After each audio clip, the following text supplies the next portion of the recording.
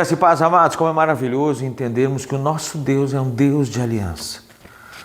E quando a gente lê então em Hebreus 8:6, a gente lê que Jesus é o mediador de superior aliança, instituída com base em superiores promessas. A promessa dessa aliança não são heranças necessariamente nesse mundo. Não são descendências neste mundo, mas uma eternidade. As promessas são superiores. A aliança com Jesus, ela é superior. E tem uma instituição, tem algo que ela, uma base, que é nas promessas superiores às alianças do passado. Todas as alianças se cumprem em Jesus. Todas as alianças se concretizam em Jesus. E em Cristo nós podemos ter uma superior aliança. Jesus deu duas ordens: batizar e cear.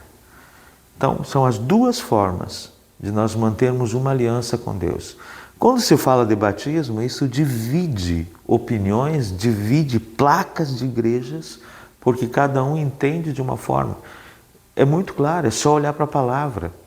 Jesus foi batizado aos 30 anos, ele foi imergido. Paulo descreve isso como morte e ressurreição. Morremos com Cristo e ressurgimos com Ele. Morremos para uma natureza humana e ressurgimos para uma natureza celestial. Simples assim. Não precisamos questionar, mas o que eu recebi da minha avó não interessa. O que tem que ser, que o que tem que dirigir a minha vida é a palavra de Deus. E quando a gente olha aqui, Jesus deixou claro, Marcos 16:15, e disse-lhes: ide por todo o mundo e pregai o evangelho a toda criatura. Quem crer e for batizado será salvo.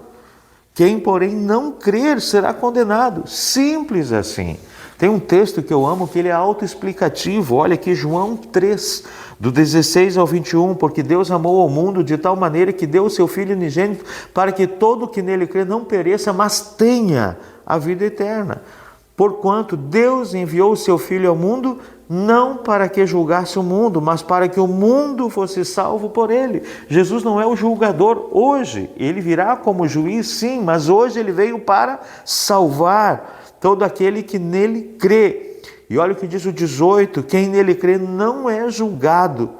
O que não crê já está julgado, porquanto não crê no nome do unigênito Filho de Deus. O julgamento é este, que a luz veio ao mundo, Jesus veio ao mundo, e os homens amaram mais as trevas do que Jesus, do que a luz, porque as suas obras eram más. Então as pessoas dizem que a igreja não é uma instituição inclusiva, porque ela exclui. Não, a pessoa se exclui. A pessoa escolhe não ser má e deixar essas obras más afastar ela da presença de Deus. A igreja é uma organização inclusiva, né? Então nós vamos ter essa concepção, esse entendimento de forma correta. Pois todo aquele que pratica o mal aborrece a luz, aborrece Jesus, e não se chega para a luz, não se chega para Jesus, a fim de não serem arguidas as suas obras, reveladas as suas obras. Quem pratica a verdade aproxima-se da luz, a fim de que as suas obras sejam manifestas, porque elas feitas em Deus. Quando nós estamos na luz, nós fizemos tudo na presença de Deus.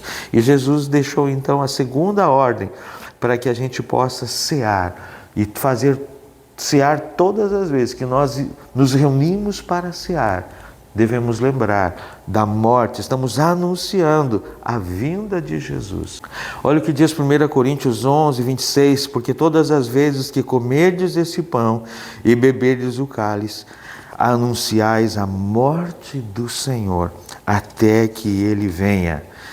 Então isso é maravilhoso, nós entender que hoje podemos ter uma aliança superior com Jesus. Quando nos aliançamos com Jesus no batismo, por imersão, e quando ceamos, nós desfrutamos do cálice da nova aliança no sangue de Cristo Jesus. Que Deus nos abençoe. Você já tem uma aliança com Deus?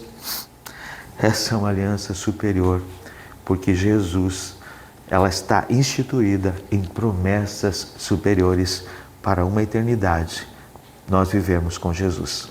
Não deixe de fazer uma aliança com Jesus, se é que você já não tem a sua aliança com Ele. Deus abençoe.